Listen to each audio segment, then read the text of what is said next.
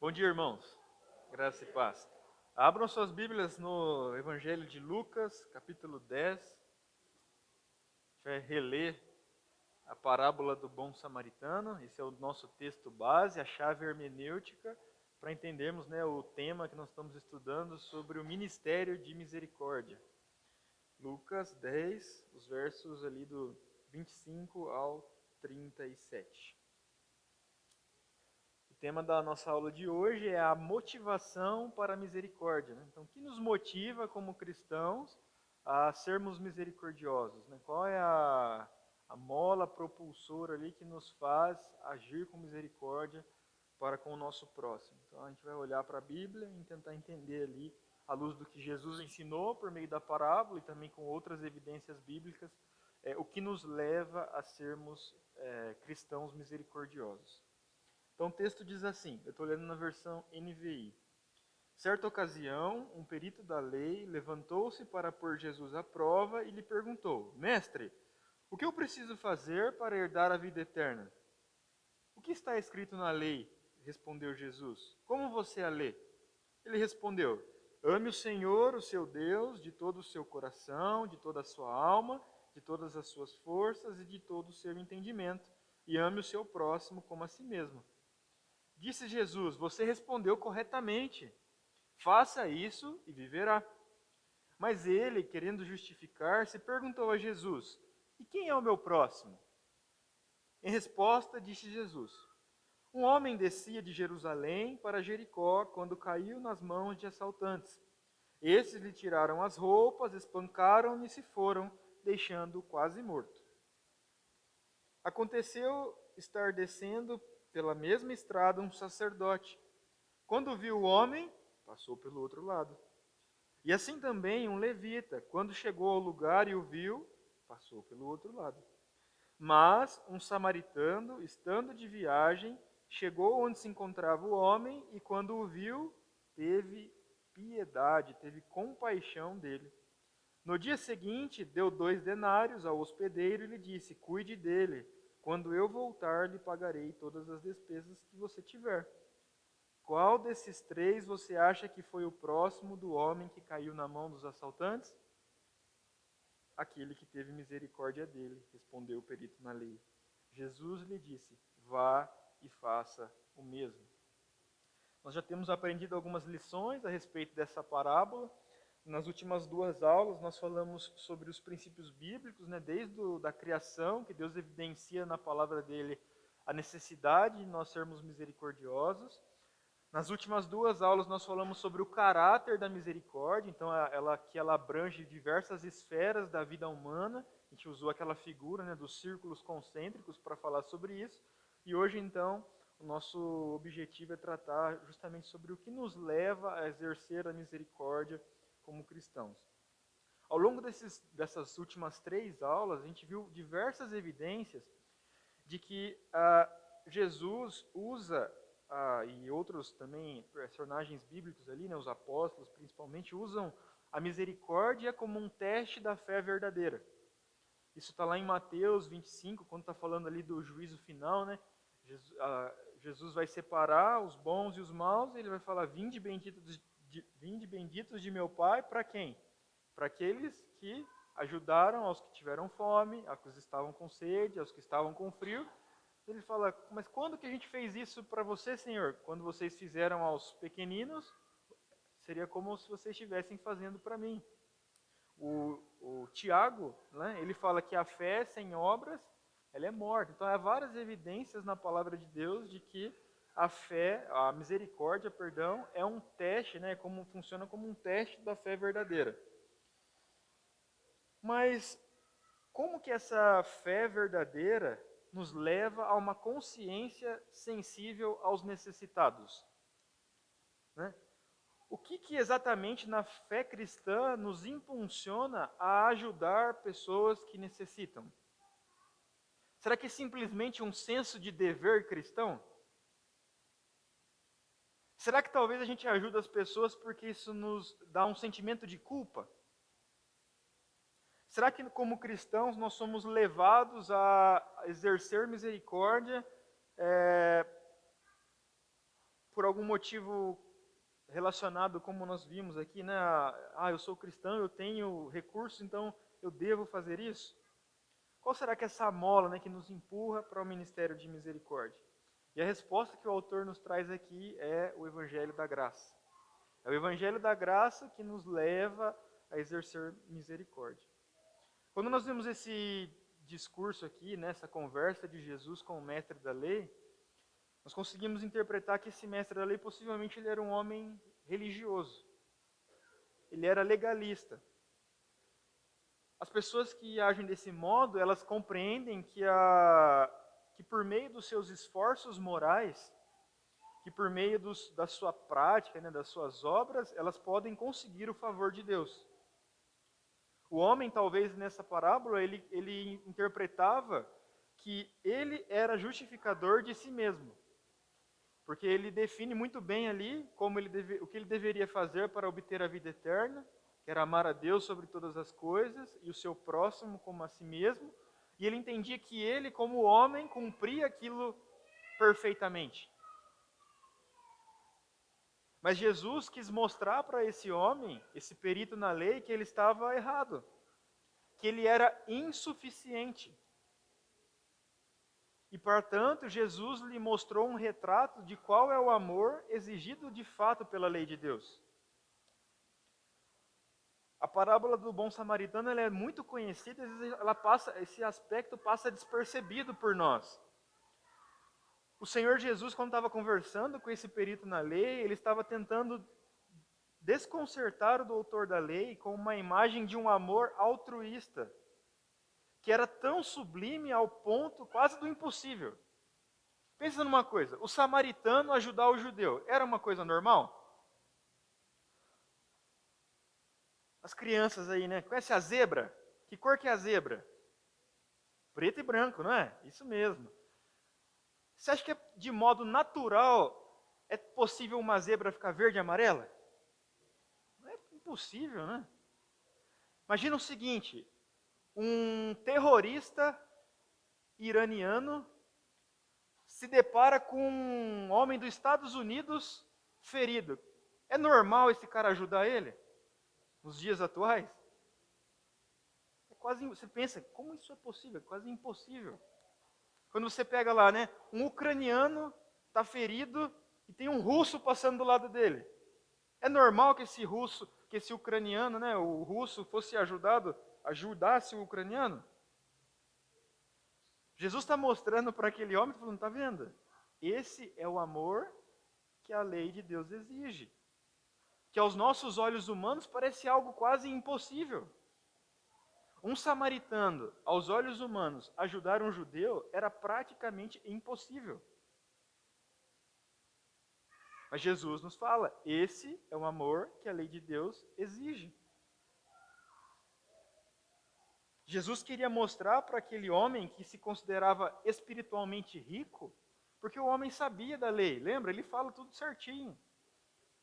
Jesus queria mostrar para ele que ele não era rico, porque ele sabia a lei, porque ele era religioso, porque ele se achava o justificador de si mesmo.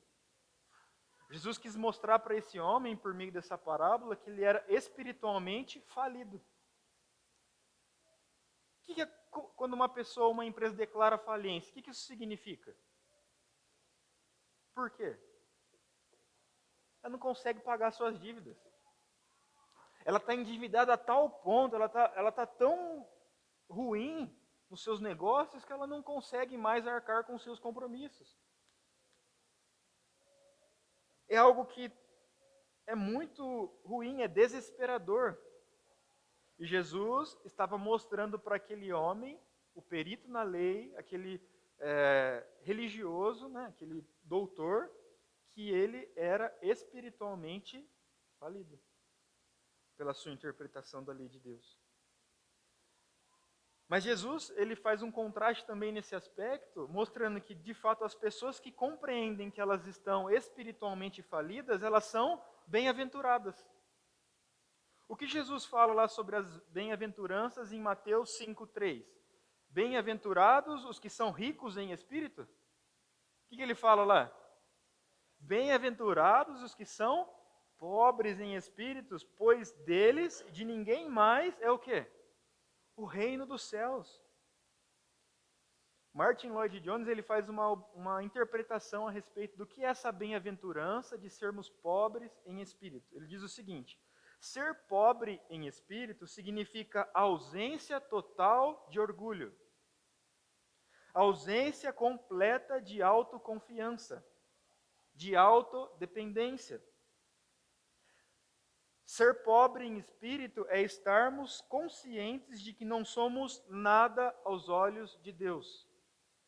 Portanto, essa bem-aventurança não é fruto do nosso esforço humano. Nada, de nada, ser pobre em espírito não é fruto de nada que nós possamos fazer por nós mesmos.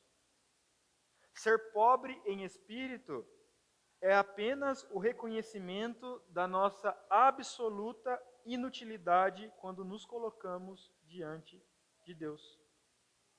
Ser pobre em espírito é isso. Nós vemos então que através dessa palavra, o verdadeiro objetivo de Jesus era mostrar para o doutor da lei, que estava ali questionando a ele, que ele era pobre. Mas também capacitá-lo para que esse doutor da lei buscasse as riquezas espirituais na misericórdia de Deus. Isaías afirma que as nossas melhores obras são como o quê? Trapos de imundícia. Os nossos maiores esforços diante de Deus são como trapos de imundícia. Agora imagine lá, todo mundo, imagine uma coisa, um mendigo, um homem sujo, mal cheiroso, vagando pela cidade sem rumo, praticamente caduco, sem recurso nenhum para comprar roupa, para comprar alimento, para um lar, nada. Aquele homem que não era digno de nenhum elogio. Conseguiu montar essa imagem na sua cabeça? Esse homem somos nós, diante de Deus. Todos nós somos miseráveis diante de um Deus santo. Essa era a nossa situação. É isso que todos somos diante dos olhos de Deus. É isso que Isaías está falando, quando ele fala que diante de Deus nossas obras são como trapos de imundícia.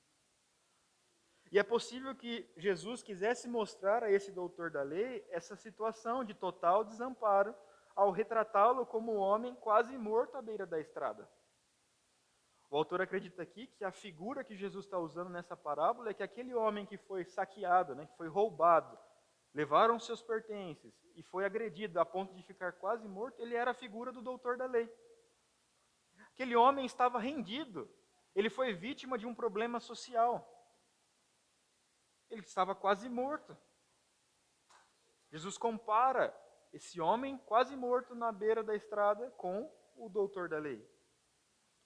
Mas para que evangelho, então, Jesus está preparando esse homem? É para esse.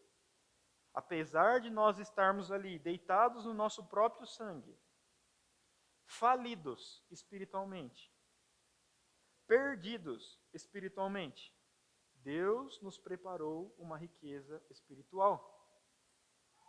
Deus empobreceu o seu Filho para que as riquezas espirituais e a justiça do seu Filho fossem entregues ao que nele crer.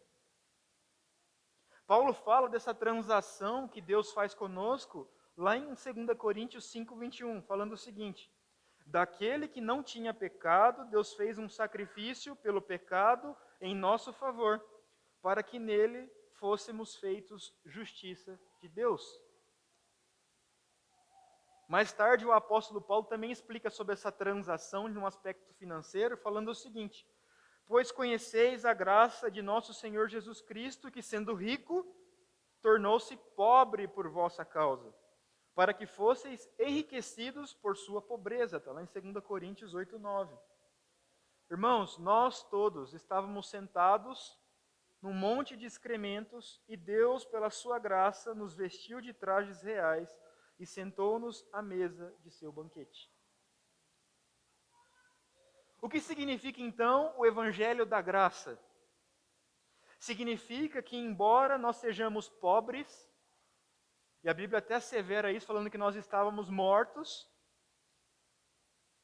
que nós fedíamos, que nós éramos terríveis, apesar de tudo isso, Deus nos faz ricos por meio da sua misericórdia divina. Essa é a mola propulsora que deve nos levar a sermos misericordiosos. O Evangelho da graça de Deus. E o autor aqui discorre que esse Evangelho da graça, ele produz dois efeitos em nós como cristãos. O primeiro é o amor ao próximo.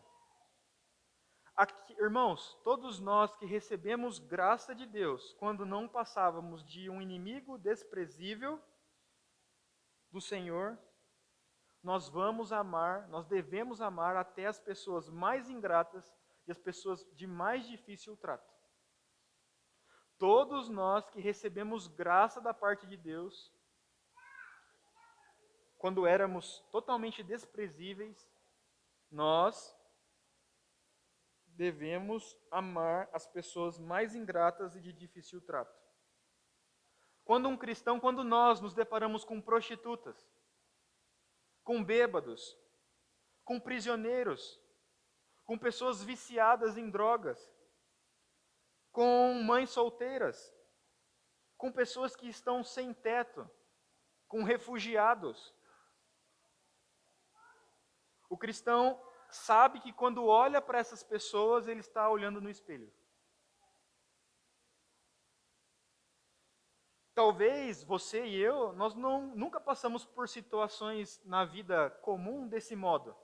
Talvez você nasceu num lar de classe média, talvez você tenha tido uma vida legal, você tenha pais amorosos que cuidaram de você, que te deram um bom ensino.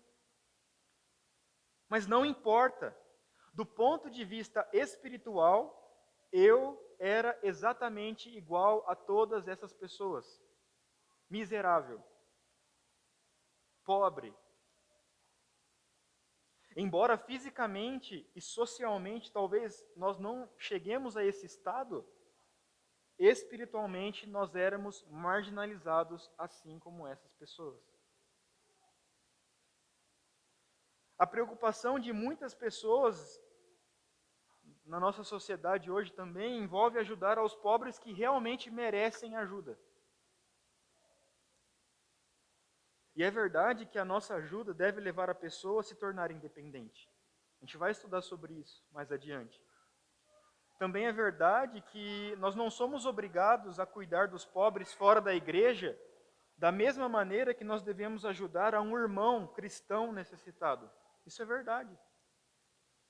No entanto, nós como cristãos precisamos ter muito cuidado com o termo merecedor, quando falamos em misericórdia. Eu quero fazer uma pergunta para a nossa reflexão. Será que eu e você merecíamos misericórdia da parte de Deus? Sim? Não. Nós não merecíamos misericórdia da parte de Deus. Nenhum de nós.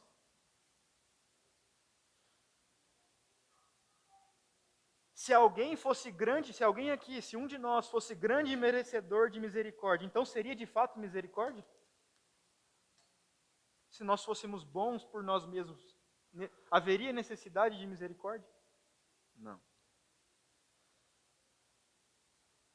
O cristão que compreende a graça não desiste precipitadamente de um necessitado indigno, porque nós éramos também miseráveis indignos.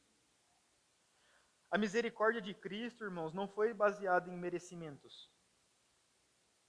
Ela foi concedida a nós para nos tornar dignos. Assim também, o nosso gesto de misericórdia não pode ser estendido apenas a quem satisfaz certo padrão de merecimento. Em nenhum texto bíblico esse princípio é ensinado de modo tão contundente quanto no que o pastor Fábio pregou recentemente, lá em Lucas 6, do 32 ao 36. O que Jesus fala lá? Vocês devem amar só os seus amiguinhos? O que ele fala lá para nós, cristãos? Nós devemos amar a quem? Os nossos inimigos.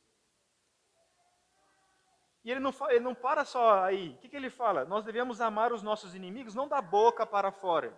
Nós devemos amar os nossos inimigos, aqueles que nos odeiam, aqueles que nos fazem mal, como? De modo prático.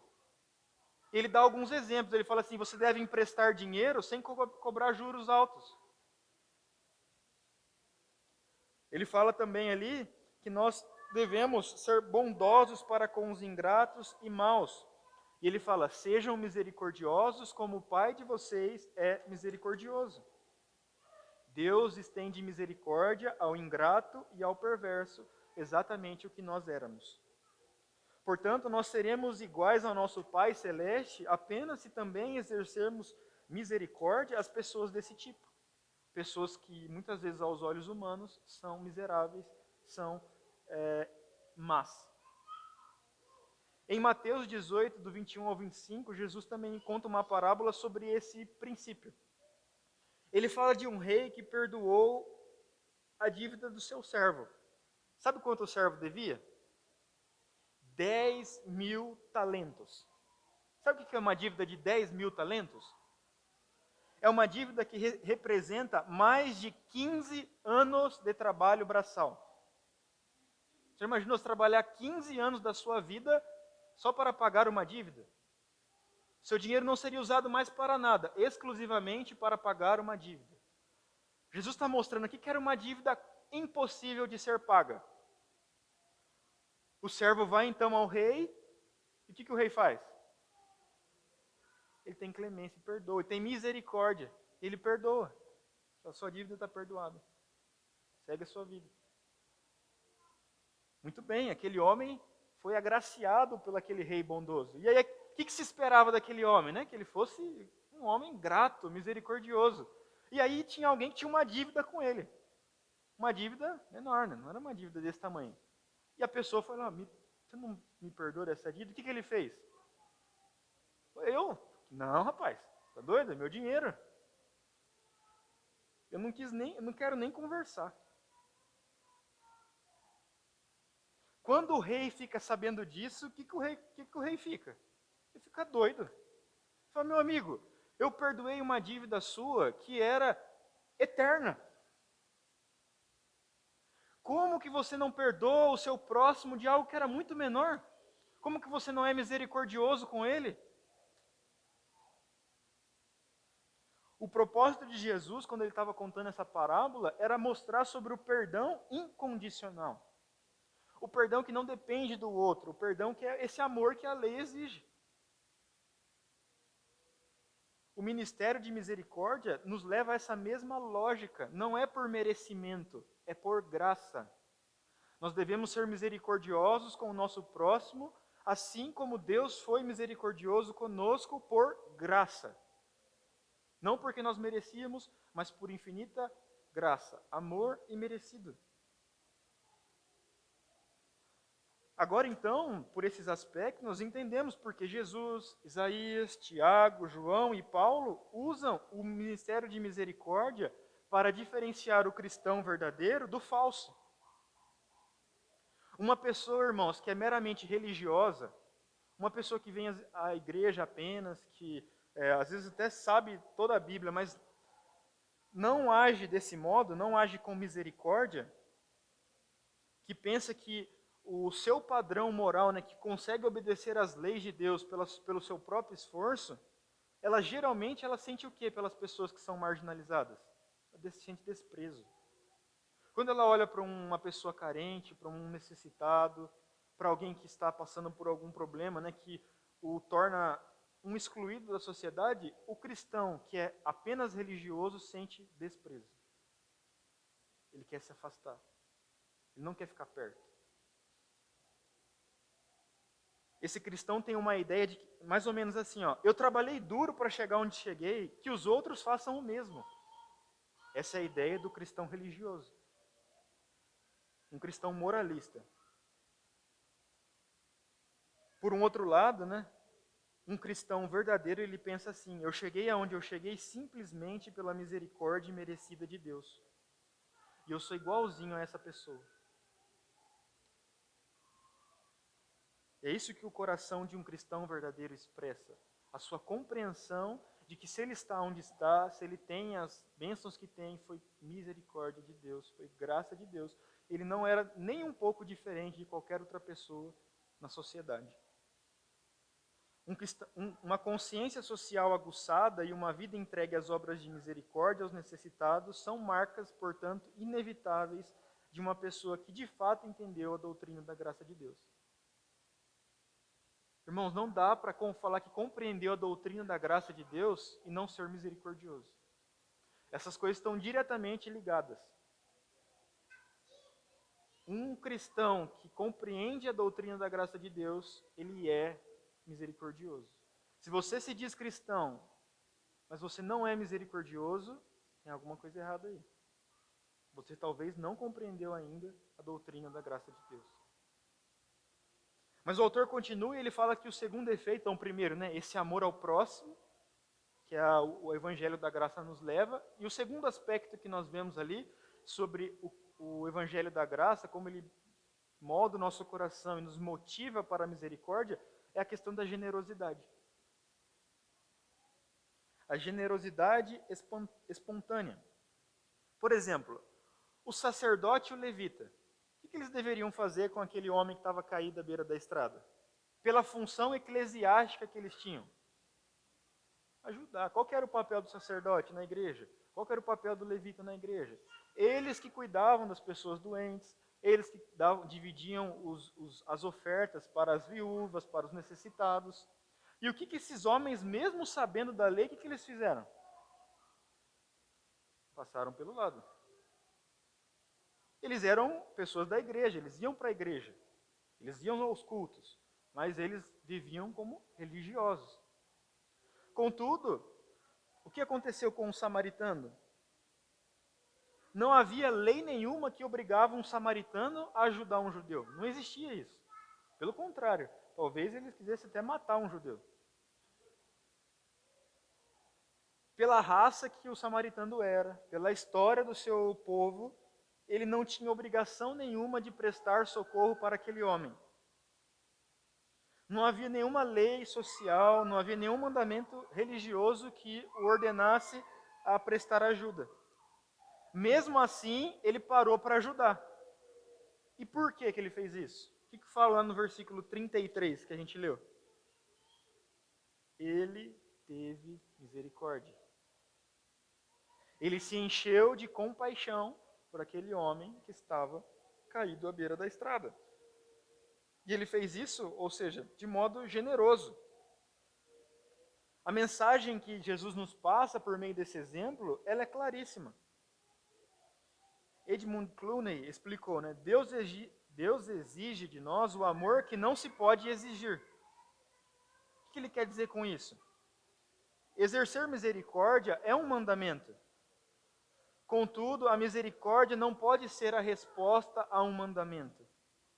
Ela é generosidade que transborda em resposta à misericórdia que recebemos de Deus. Deu para entender?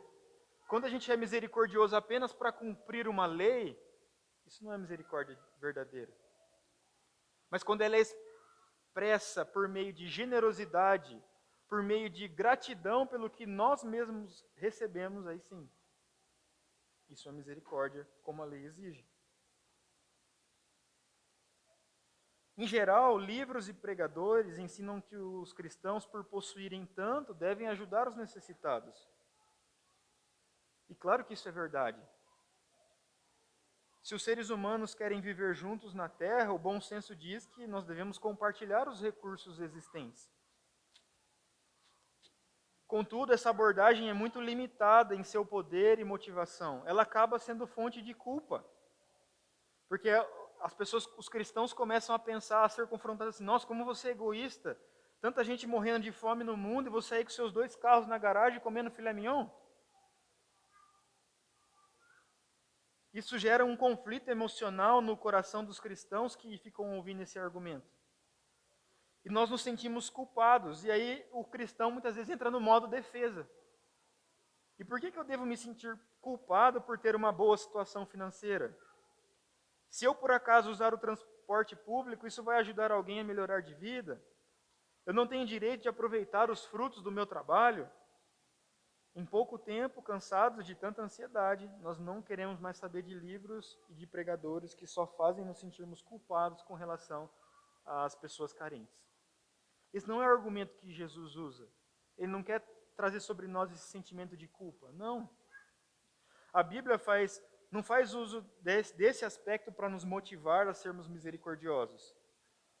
Mas a Bíblia, ela argumenta de forma contundente em favor do ministério de misericórdia. Paulo dá alguns exemplos na Bíblia, por exemplo, lá em 2 Coríntios 8, 2 e 3, ele fala sobre uma oferta que os cristãos da Macedônia enviaram de forma generosa aos cristãos que estavam passando fome em Jerusalém. Ele fala assim, no meio da mais severa tribulação, a grande alegria e a extrema pobreza deles transbordaram em rica generosidade. Você acha que os macedônios eles eram bem de vida? Eles mandaram uma oferta generosa para Jerusalém. Como que eles estavam, os irmãos acham? Bonança? Carro zero? Mansões? Muito dinheiro na conta? Mas eles foram generosos. Os macedônios pertenciam a uma classe social que não era abastada. Eles eram até mais pobres que os cristãos de Jerusalém. Mas o que então os levou a ajudar? Paulo fala aí, a grande alegria e o fato de que entregaram-se primeiramente a si mesmos ao Senhor. Essa foi a resposta dos macedônios ao Senhor, que se esvaziou de si mesmo. Eles olharam para Cristo, Cristo era rico. Era o Senhor de todas as coisas, o Deus que criou tudo, o Deus que tem tudo. E ele se fez pobre. Como o Senhor de todas as coisas fez isso e eu não posso fazer? Foi para isso que eles olharam. Eles não olharam para a sua conta bancária, eles não olharam se eles estavam em uma situação difícil. Eles simplesmente foram generosos como Cristo foi generoso com eles.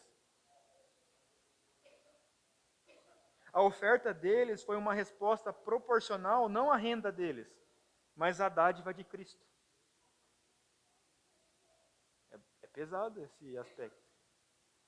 A misericórdia deles, a oferta deles foi uma resposta proporcional não à renda, mas à dádiva de Cristo. Pense nisso. A misericórdia é espontânea, é amor exuberante que resulta da graça de Deus em nossa vida. Quanto mais profunda for nossa experiência com a graça de Deus, mais generosos nós devemos ser. Tem um pastor aqui que ele chacoalhou a igreja dele, me marcou também isso quando eu li. Ele falou assim para a sua igreja: muitos dos que me ouvem sabem agora muito bem que não são cristãos, pois não amam ofertar. Ofertar muito e generosamente, sem reclamações, é fruto de um novo coração. Novamente, misericórdia é marca de fé verdadeira. Em outras palavras, irmãos, esse ministério de misericórdia, ele é um sacrifício de louvor a Deus. O Senhor ressuscitado que nos salvou não está presente em corpo para ungirmos os seus pés. Mas nós temos os pobres a quem servir como sacrifício de amor e honra a Jesus Cristo. Ele mesmo fala isso lá em Mateus. Quando vocês cuidarem dos pequeninos, daqueles que sofrem, é como se vocês estivessem louvando, glorificando a mim. Vou contar uma historinha para os irmãos. Imagine uma pessoa que está doente à beira da morte. O médico lhe diz que ele conhece um remédio que garante a cura. O médico fala assim, sem esse remédio você não tem chance nenhuma. Você vai morrer. Mas o médico fala, no entanto, esse remédio é muito, muito, muito, muito, muito, muito caro. O senhor vai ter que vender os seus carros, o senhor vai ter que vender a sua casa, vai perder tudo. Ele é muito caro. Talvez o senhor não queira gastar tanto dinheiro assim. Ao enfermo, a pessoa doente, está ali à beira da morte, ela volta para o médico e fala assim, de que me valem os carros agora? Qual é a vantagem de eu manter a minha casa? Eu tenho que tomar esse remédio. Esse remédio é precioso para mim. Essas outras coisas que eram importantes para mim, elas perderam o valor em comparação a esse remédio. Essas coisas são descartáveis agora. Doutor, providencie esse remédio para mim. Esse remédio me traz vida. Nada mais importa.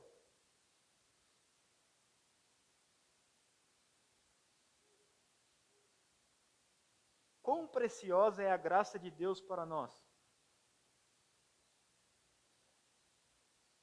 Você estaria disposto a abandonar tudo para viver sendo misericordioso pela graça de Deus? Será que o seu dinheiro, será que as suas riquezas, o seu dinheiro na conta, o seu trabalho, será que isso pode ser agora totalmente descartável? Coisas que antes talvez nos fossem vitais para a felicidade, mas agora podem deixar de ser pela graça de Deus? Aquele homem, ele abriu mão de tudo porque ele sabia que apenas o remédio poderia lhe dar vida. E nós sabemos, nós só somos salvos por meio do quê? Da graça de Deus, depende de nós. Aquele homem podia ter todo o dinheiro do mundo, ele conseguiria comprar a sua cura. Talvez ele teria, mesmo vendendo seus imóveis, talvez ele ainda assim não ia conseguir comprar. E nós, de igual modo, mesmo sendo muito bonzinhos, mesmo fazendo coisas que aos nossos olhos são boas, nós estávamos mortos. E se não fosse a graça de Deus, nós estaríamos sendo objeto da ira santa e justa de Deus por toda a eternidade. Por isso, a misericórdia nos chama à generosidade. A graça de Deus, a doutrina da graça de Deus, tende a nos levar a sermos generosos em nosso ministério de misericórdia. Seguindo e indo para a parte final, irmãos, a nossa autoimagem é sobre a ótica do Evangelho. O autor conclui aqui o capítulo falando que a única coisa que nos capacita para um estilo de vida encarnacional, ou seja, um estilo de vida que vive como Cristo viveu, é o fato de nós termos experimentado a graça. Sem termos experimentado a graça de Deus, é impossível vivermos como Cristo viveu. Em Filipenses 2, Paulo nos exorta a ter a mesma atitude de Cristo Jesus, que deixou para trás os seus privilégios e conforto para se envolver profundamente em nossa condição humana. Usar nossa linguagem e assumir uma forma que pudéssemos compreender. A Bíblia fala que Jesus foi o Verbo que se fez carne, verdade que se fez visível por meio de ações e do ministério de misericórdia.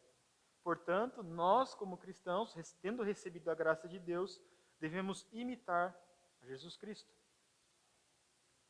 Paulo afirma que nós só conseguiremos viver como Jesus Cristo viveu, ele fala isso lá em Filipenses 2, se não formos mais motivados por rivalidade nem orgulho, e que só é possível se aceitarmos o Evangelho. O orgulho em nossas vidas, quando assume a forma de inibição, o complexo de inferioridade, ou a forma de autoconfiança, o complexo de superioridade, impede um estilo de vida como Cristo viveu. Contudo, o Evangelho mostra que somos muito mais perversos do que ousamos pensar e muito mais amados do que ousamos esperar. O cristão, não se deixando guiar pela inibição nem pela autoconfiança, é alguém que foi liberto para deixar de pensar só em si mesmo. Paulo fala assim em 1 Coríntios 4, 3 e 4. No entanto, pouco me importa se sou julgado por vós, ou por qualquer tribunal humano. De fato, nem eu julgo a mim mesmo. Pois embora eu esteja consciente de que não há nada contra mim, nem por isso me justifico, pois quem me julga é o Senhor. Irmãos, Paulo não estava preocupado com as críticas e os padrões dos outros. Ele tampouco se impõe os próprios padrões. Ele não era fiel a ele mesmo. Ele descansava no veredito de Deus. Paulo sabia que ele era aceito no amado. E o autor usa uma frase aqui também que me marcou. Humildade verdadeira não é pensar menos de si mesmo. É pensar menos em si mesmo. Novamente. Humildade verdadeira não é pensar menos de si mesmo. É pensar menos em si mesmo.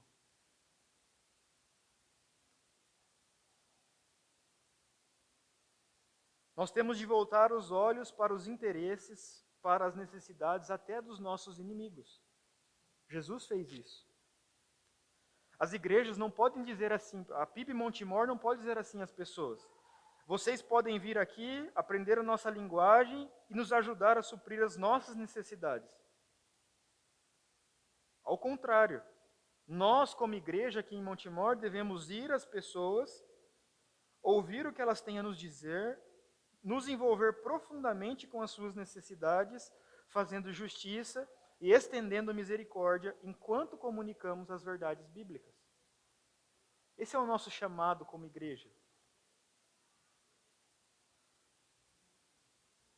Um outro teólogo, B.B. Warfield, em um sermão intitulado Imitando a Encarnação, ele explica claramente o que é seguir o exemplo de Cristo, como Paulo descreve em Filipenses 2. Ele fala assim, ele veio ao mundo impelido por amor pelos outros. Ele veio para esquecer de si mesmo nas necessidades dos outros. Sacrificar-se pessoalmente não significa ser indiferente ao nosso contexto e ao nosso próximo. Significa nos absorvermos neles. Não significa nos esquecermos de nós mesmos nos outros. Significa mergulhar nas esperanças e nos temores, nos anseios e nos desesperos de cada ser humano. Significa as múltiplas facetas do Espírito, uma multiforme atividade, uma múltipla empatia. Significa riqueza de empreendimento. Significa que não devemos viver uma única vida, e sim milhares de vidas, ligando-nos a milhares de almas por meio dos filamentos de uma compaixão tão amorosa que suas vidas se tornam nossas. Isso é viver como Cristo viveu. É amar como Cristo amou.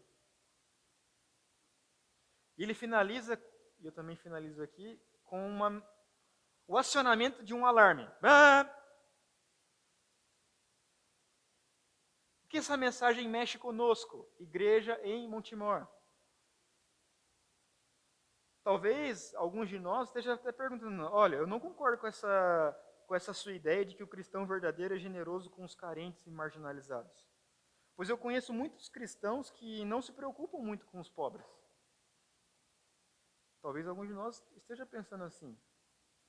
E certamente, irmãos, há muitos cristãos que não demonstram preocupação social, que a Bíblia afirma ser uma marca da fé genuína. Como que a gente explica tal coisa? Embora nem sempre esteja evidente, um coração voltado para os necessitados encontra-se adormecido dentro de cada cristão, até que alguém pregue fazendo a conexão entre a graça e o ministério de misericórdia. Irmãos, eu não tenho mais desculpa diante de Deus. Eu fui instruído pela Bíblia sobre isso. A partir de agora, eu não posso me desculpar. Eu sei, Deus me ensinou através de sua palavra que isso é minha responsabilidade. E os irmãos hoje também. Isso deve acionar um alarme em nossas vidas, para a gente acordar para isso. B.B. Warfield, ele numa outra pregação, olha o que ele fala para a sua igreja. Queridos irmãos, alguns de vocês oram dia e noite para serem ramos de videira verdadeira. Oram para serem restaurados à verdadeira imagem de Cristo.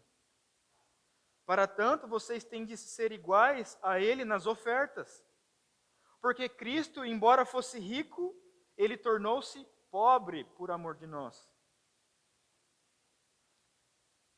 E ele apresenta objeções que os cristãos apresentavam sobre o aspecto de ser misericordioso. Objeção número 1: eu sou o dono do meu dinheiro. Cristo poderia ter dito: eu sou o dono do meu sangue. Eu sou o dono da minha vida.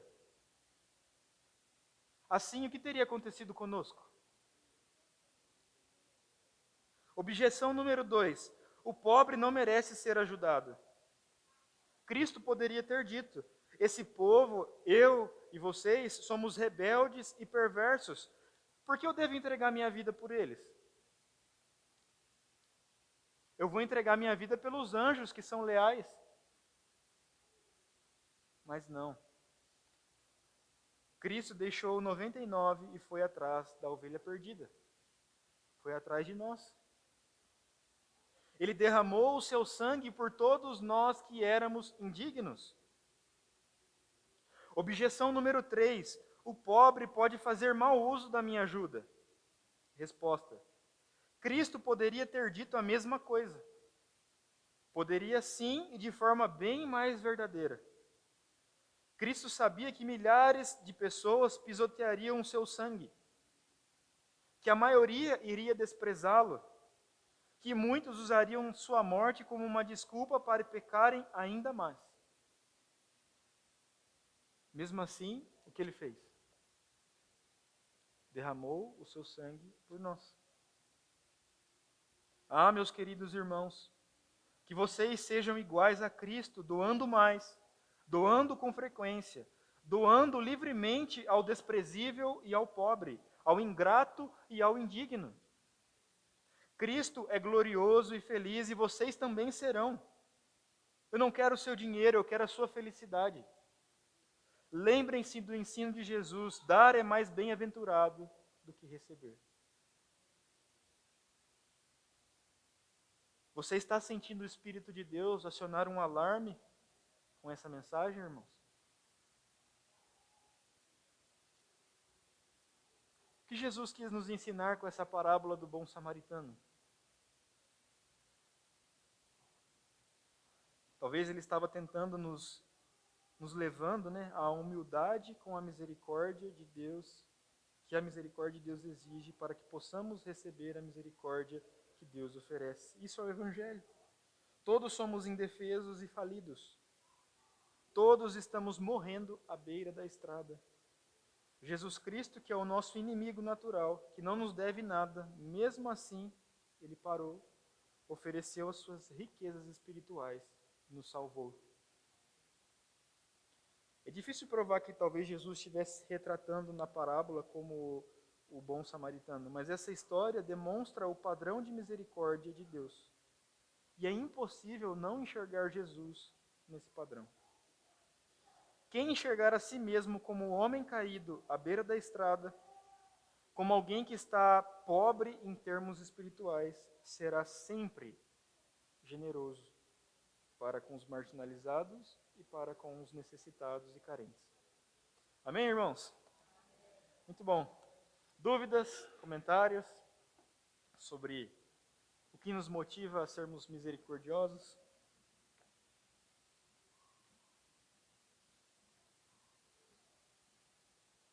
Só para, se alguém quiser ler, os irmãos me pediram na última aula. O texto de hoje é da página 70 a 79, tá bom? No nosso livro aí de estudo, Ministério de Misericórdia. Se o irmão não tem, compre. Esse livro você vai ficar bem abalado quando lê ele. Ele nos dá muitas...